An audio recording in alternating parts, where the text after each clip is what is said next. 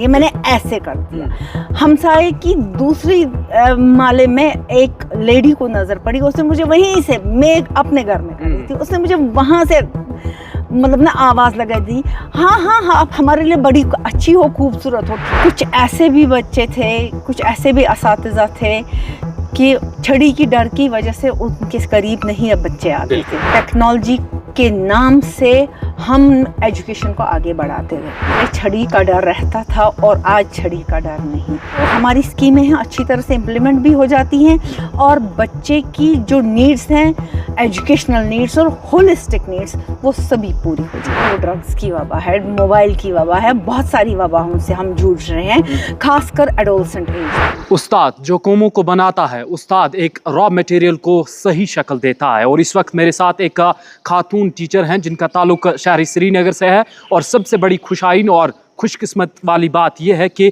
इन्हें national award के लिए चुना गया है।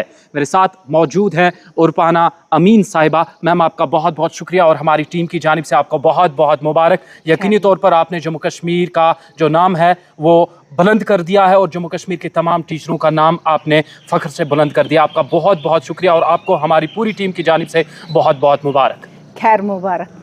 तो सबसे पहले इब्तिदाई मरहले में थोड़ा बहुत आपके हवाले से जानना चाहेंगे, आपकी इब्तिदाई तालीम कहाँ से हुई, फिर इस ओहदे तक कैसे पहुँचे आप। हमें चाहूँगा कि थोड़ा सा शॉर्टकट में आप इंट्रोडक्शन दें हमारे व्यूअर्स को। मेरी इब्तिदाई तालीम कैस्ट एक्सपेरिमेंटल स्कूल में हुई है जो करण नगर में वाक़ा है। तो उसके बाद मैंने क्लास 10th वहीं से पास किया, फिर हायर सेकेंडरी नवाकदल चली गई मैं। उसके बाद गांधी कॉलेज से मैंने ग्रेजुएशन की और उसके साथ साथ मैंने पोस्ट ग्रेजुएशंस भी की अपनी और बीएड किया। और बीएड के पास करने के बाद ही मैं गवर्नमेंट में आई एज टीचर। 2002 में मेरी पोस्टिंग होगी। पहली पोस्टिंग मेरी बॉयज़ हाई स्कूल तुलमुला में थी जी। और यहाँ पे मैंने मतलब गवर्नमेंट सेक्टर में पढ़ाना शुरू किया। तो पढ़ाते पढ़ाते मैंने बाकी अपनी तालीम जो है वो मैंने जारी रखी। मतलब या यूं कहे कि मैं अभी भी पढ़ रही हूँ। कोई भी कोर्स कहीं पे लगता है कि ये ज़रूरी है बच्चों के हवाले से, वो मैं करती जा रही हूँ, चाहे मूक्स का हो, स्वयं का हो, कोर्सिया का हो, even TISS Tata institute of social science से भी हमने कोर्स किया हुआ है। वो लगभग बहुत सारे टीचर्स ने किया हुआ है, मैंने भी वो वाला कोर्स किया जी। और इस सफ़र में अभी भी गामज़न हूँ क्योंकि मैं उस्ताद हूँ। बिल्कुल यकीनी तौर पर मैम, जिस तरह मैंने इब्तिदाई मरहले में कहा कि उस्ताद ही कौमें बनाता है और उस्ताद ही एक रॉ मटेरियल को तराशता है, तो क्या समझते हैं आप जिस तरह पहले तालीम हुआ करती थी वो छड़ी का डर बच्चों में होता था और आजकल वो डर नहीं है, आज बच्चे हिचकिचाते नहीं हैं बोलने में और कहीं ना कहीं ये जो डर ख़त्म हो चुका है, इससे कहीं ना कहीं एक नेगेटिव असर भी बच्चों में देखा जाता है कि वो हया का सिस्टम नहीं देखा जाता है। कैसे आप अपनी नज़रे से डिफरेंशिएट करेंगे पुराने तालीम के निज़ाम को और आज के तालीमी निज़ाम को? आप जो कह रहे हैं मुझसे सवाल कि पहले छड़ी का डर रहता था और आज छड़ी का डर नहीं है। छड़ी के डर से आपको लगता है कि उस वक्त मतलब कुछ ऐसे भी बच्चे थे, कुछ ऐसे भी असातिज़ा थे कि छड़ी की डर की वजह से उनके करीब नहीं अब बच्चे आते थे, लेकिन वो इज़्ज़त नहीं थी। आज के मरहले में अगर हम छड़ी इस्तेमाल नहीं करते हैं, छड़ी इस्तेमाल न करने का मतलब ये नहीं है कि बच्चे हमारी इज़्ज़त नहीं करते हैं। आप बच्चे के मतलब उस तो दुखती रग पे हाथ रखिए और बच्चे को जो कुछ ज़रूरत है उसको वो दे दीजिए, खुद ब खुद आपकी इज़्ज़त करेगा और बच्चे के दिलों में वो इज़्ज़त रहती है। हाँ, ये सही है कि बच्चे की जो नीड्स हैं वो कैटर करने की ज़रूरत है, तो खुद ब खुद आपके दिल में, बच्चे के दिल में आपकी इज़्ज़त खुद ब खुद पैदा हो जाती है। इसमें यहाँ पे छड़ी के डर की ज़रूरत नहीं है। तो आपसे मैम ये भी जानना चाहेंगे कि सबसे पहले ये कहा जाता है कि बच्चे को घर में एक अच्छा इन्वायरमेंट होना चाहिए और उसके बाद जब ये स्कूल पहुँचता है तो स्कूल में एक अच्छे टीचर को इसकी ज़रूरत है और अच्छा टीचर होना लाजमी है जो इस बच्चे को अच्छे से निखारे। तो आप क्या समझते हैं कि इस वक्त जम्मू कश्मीर में उस तरीके का तालीमी निज़ाम है जहाँ पर बच्चों को अच्छे से निखारा जाता है, उनका जो टैलेंट है वो बाहर निकाला जाता है? बेशक, मैं हमारे सभी जितने भी उस्ताद असातिज़ा हैं, मेरे जितने भी कलीग्स हैं, सब اپنے اپنے طریقے سے محنت کرتے ہیں اور ہر کسی کی اپنی اپنی میتھڈالوجی ہے, ہر کوئی اپنے اپنے طریقے سے پڑھاتا ہے اور ہر استاد یہی چاہتا ہے کہ بچے تک وہ چیز پہنچے جس کی اس کو ضرورت ہے. تو وہ تعلیمی نظام تو ہے, اور جتنی بھی وہاں سے ہمارے چاہے سینٹر سے چاہے کہیں سے بھی جو بھی مطلب اسکیمز آتی ہیں, باقی چیزیں آتی ہیں, وہ امپلیمنٹ کرنے کی کوشش کرتے ہیں, لیکن پہلے ان اسکیمز کو سمجھنے کی ضرورت ہے. اسی لیے ایک استاد کو اپڈیٹ رہنا ضروری ہے. اپڈیٹ جب استاد رہے گا, وہ جو ہماری اسکیمیں ہیں اچھی طرح سے امپلیمنٹ بھی ہو جاتی ہیں, اور بچے کی جو نیڈس ہیں, ایجوکیشنل نیڈس اور ہولسٹک نیڈس, وہ سبھی پوری ہو جاتی ہیں. تو میم آپ سے یہ بھی جاننا چاہیں گے کہ جس طریقے سے پہلے وہ تعلیمی نظام تھا اور آج کہیں نہ کہیں اس میں بہت زیادہ امپرومنٹس آئی ہے, لیکن دوسری طرف جو نوجوان بچے ہیں ان میں سب سے زیادہ جو لعنت ابھی اس وقت پھیل رہی ہے وہ ڈرگس کی لعنت ہے. کس طریقے سے ایک ٹیچر کا رول رہنا چاہیے بالخصوص اسکولوں میں تاکہ اس جیسے لعنتی کاروبار کو ختم کیا جائے اور نوجوان بچوں میں اسے پھیلنے سے روکا جائے؟ یہاں پہ ٹیچرس آپ نے بے شک صحیح ایک بہت بڑی بات اور صحیح بات کہی کہ آج کل جو وبا ہے وہ ڈرگس کی وبا ہے, موبائل کی وبا ہے, بہت ساری وباؤں سے ہم جوجھ رہے ہیں, خاص کر ایڈولسنٹ ایج میں. اور جو یہ ایڈولسنٹ گروپ ہے یہاں پہ ہمیں بڑے ٹیکٹ فلی بچوں کو ہینڈل کرنا پڑتا ہے, اور یہ ٹیکٹ فلی ہینڈل کرنے کے لیے یہ چیزیں ہیں کہ وہ چیزیں ہمیں پکڑنی ہے, وہ چیزیں ہمیں اسٹڈی کرنی ہیں, جیسے کہ ہمیں آئیڈینٹیفائی ہو جائے کہ اس بچے میں کوئی نہ کوئی بیہیویئرل پرابلم ہے.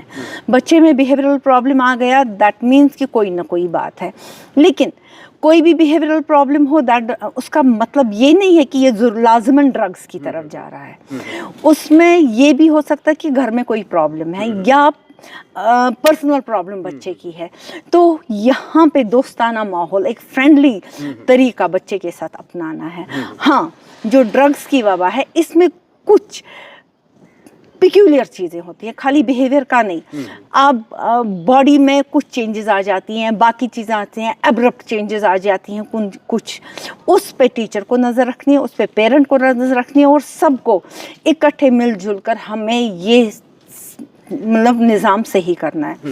میں آپ کو ایک مثال دوں گی. جب میں چھوٹی تھی جی, ایک دفعہ یہ ایسا ہوا کہ میں اپنی گت بنا رہی تھی, میں نے گت کو ایسے کر دیا, مطلب جس کو کشمیری میں بالوں کی لہا, یہ ہاں ماسلٹ, یہ میں نے ایسے کر دیا.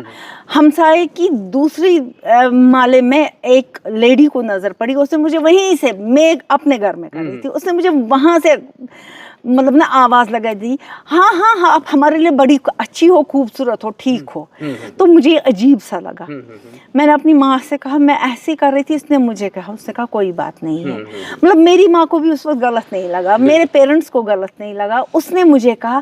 لیکن آج کل کا یہ معاشرہ ہے, ہم سب لوگ ڈرتے ہیں, ہم کیوں کہیں, ہم راستے میں کچھ غلط دیکھتے ہیں, ہم کہتے ہیں ہم کیوں کہیں. نہیں, یہ بچہ میرا بچہ ہے, راستے میں میرے محلے کا بچہ میرا بچہ ہے, میرے اسکول کا بچہ میرا بچہ ہے. جب میں اس بچے کے مطلب بیہیویئر کو مینڈ کروں گی تبھی میرے بچے کا بیہیویئر. آپ نے وجہ فرمایا میم, کیونکہ جس وقت پرانے زمانے میں 1-2 سال پیچھے جائے, ابھی گاؤں میں بھی ایسا ہوتا ہے, اگر کوئی محلے کا بچہ کچھ غلط کرتا ہے تو محلے کا کوئی بھی فرد اس کو وہاں پہ ٹوکتا ہے کہ بھائی ایسا مت کریں. تو کہیں نہ کہیں وہ سارا سسٹم کرنے سے وہ محلے میں وہ ایک قسم کا اچھا ماحول رہتا ہے. یہاں پر ایک اور بات میں آپ سے جاننا چاہوں گا میم, ترقی ہوئی, ترقی کا دور آیا, موبائل فونز نے جگہ لے لی, تو کہیں نہ کہیں آج کل بچے زیادہ موبائل فونز کے ساتھ وابستہ رہتے ہیں. آپ بطور استاد کیا آپ کو لگتا ہے کہ موبائل فون کی وجہ سے کہیں نہ کہیں بچوں کا جو لائف سٹائل ہے وہ بگڑ رہا ہے یا پھر وہ پازیٹیونیس کی طرف جا رہا ہے؟ آپ نے صحیح فرمایا کہ کووڈ کے دوران ہم ہی وہ پیرنٹس سے, ہم ہی ٹیچرس سے جنہوں نے موبائل بچوں کے ہاتھوں میں تھما دیا, اور ایک مجبوری سی ہو گئی کہ بچوں کو پڑھنا ہے. تو اس وجہ سے کیا ہوا کہ یہ موبائل ہماری لائف میں آ گیا, اور ٹیکنالوجی کے نام سے ہم ایجوکیشن کو آگے بڑھاتے گئے. اب یہ ٹیکنالوجی جو ہے جو ہماری لائف سے نہیں جائے گی. کووڈ گیا, ٹیکنالوجی نہیں جائے گی, لیکن اس ٹیکنالوجی میں ہمیں کچھ چینج لانی ہے, کیونکہ اس میں کبھی کبھار کچھ ایسے نیگیٹو چیزیں آتی ہیں جس کی وجہ سے ہمارے بچے کافی بگڑ رہے ہیں. آپ سوسائڈل کیسز دیکھتے ہیں, باقی چیزیں دیکھتے ہیں. میں ریکویسٹ کرتی ہوں ان ناظرین سے جو میرا یہ پروگرام یا شو, میرا انٹرویو دیکھ رہے ہیں, کہ جو ڈیٹا سائنس کے ساتھ یا ڈیجیٹل سائنس کے ساتھ کام کر رہے ہیں, वो कोई ऐसी डिवाइस, कोई ऐसा मोबाइल बनाए जो एक्सक्लूसिवली बच्चों के लिए हो, जहाँ पे हम फ़ोन कॉल तो रिसीव कर सकते हैं, दे सकते हैं, लेकिन उसमें एक्सक्लूसिवली एजुकेशनल और वैसी गेम्स का मादा हो जिसमें कि बच्चों की नशोनुमा होगी। जैसे मैं आपको बता दूंगी, हम पुराने ज़माने में लंगड़ी टांग खेलते थे, हॉप स्कॉच खेलते थे, या वो कंचे खेलते थे, पतंगे उड़ाते थे, उससे पूरी होलिस्टिक डेवलपमेंट होती थी। लेकिन आज हम मोबाइल की वजह से जो गेम्स खेल रहे हैं, उससे क्या होता है, हमारा पोस्चर में भी प्रॉब्लम हो जाता है, हमारे बच्चे ओबीज हो रहे हैं और ये लाइफस्टाइल डिजीजेस होने लगी। इनको हमें कम्बैट करना है। कम से कम खाने पीने के टाइम मोबाइल एक जगह रखिए, अलग रखिए। जब मैं एज अ पेरेंट ये करूंगी तभी मैं जाके बच्चे को कह सकती हूँ, वरना मैं कहती हूँ मुझे इम्पोर्टेंट है, आपको क्या करना है। तो बच्चा कहता है जब माँ बाप को इम्पोर्टेंट है, मुझे क्यों नहीं इम्पोर्टेंट है। तो पहले हमें खुद को चेंज करना है, हमारे बच्चे एक आखिरी सवाल आपसे मैं मैम पूछूंगा, घर का माहौल, पेरेंट्स सबसे पहला स्कूल पेरेंट बच्चों को मुहैया करते हैं, तो कहाँ पर आपको लगता है बतौर टीचर, बतौर पेरेंट, कि पेरेंट्स से वो गलती हो रही है, वो अपने बच्चों पर पहले से ही नज़र नहीं रखते। अमूमी तौर पर कहा जाता है कि जैसे दरख्त होता है, जब उसको पहले से शाख तराशी होगी तभी जाके वो कल अच्छा फल देता है। तो पेरेंट्स को लेकर कहाँ पर लगता है कि पेरेंट्स वो चीज़ लैक कर रहे हैं, जिसकी वजह से हमें इस वक्त समाज में ऐसे माहौल, ऐसी चीज़ें देखने को मिलती हैं जहाँ बच्चे ड्रग्स की तरफ चले जाते हैं, या कई सारी जगहों पर देखा गया कि बच्चा दूसरे बच्चे पर हमला बोल देता है, या समाज में कई सारी जगहों पर वो नेगेटिविटी फैल रही है। ये सही बात है कि हमारे समाज में बहुत हद तक नेगेटिविटी फैलने लगी है, बट अगर हम पेरेंट्स इसको चेक करें, पहले अपने आप में मादा ये पैदा करें बर्दाश्त का और चीज़ों को एनालाइज करने का, तब जाके हम इसको कम्बैट कर सकते हैं। मैं इतना सा कह दूंगी कि जो बच्चे हमारे हैं, हमारे घरों में हैं, मुझे अगर कोई काम होगा, मैं दूध पीते बच्चे को हाथ में मोबाइल थमा देती हूँ, इसलिए कि वो रोना बंद करेगा और मैं अपना काम आराम से करूँगी। मैं बच्चे को चुप कराने के लिए नहीं, अपना काम आराम से करने के लिए उसको हाथ में मोबाइल थमा देती हूँ। तो मोबाइल तो वहीं से शुरू हो गया। जब आप यहीं से मोबाइल दे रहे हो, वो कहाँ उसको छोड़ देगा। इसी तरीके से जब हम किसी के घर में जाते हैं, हम जाके चिप्स के पैकेट्स और बाकी चीज़ें लेके जाते हैं, वो उसकी ग़िज़ा में आ गया, फिर वो हमारा खाना नहीं खाता, उसको लगता है चिप्स ही ठीक है। और पेरेंट्स भी कहते हैं चलो कोई बात नहीं है, चिप्स ही दे दो, कुछ ना कुछ तो म्यादे में आएगा। लेकिन म्यादे में कौन सी जहर आ रहा है, अब वो डॉक्टर्स के ज़रिए हमें सबको पता चलने लगा है कि कितना डिजीज़ का भी हो गया, पोस्चर्स का भी हो गया, ओबेसिटी का हो गया, बाकी वबाएं फैलने लगी। तो हमें पेरेंट्स को ये चेक करना है, क्योंकि मैं भी एक पेरेंट हूँ, मैं भी एक टीचर हूँ।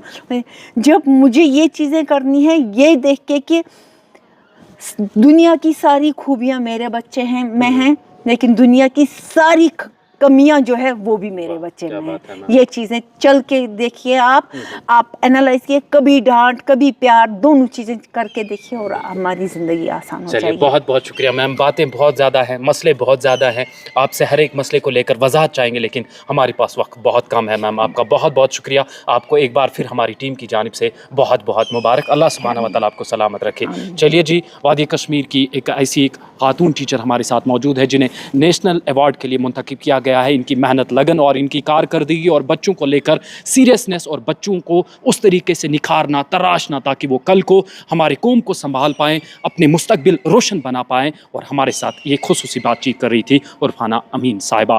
फारूक शाह के साथ मैं मंजूर डार, श्रीनगर से कश्मीर औरा के लिए।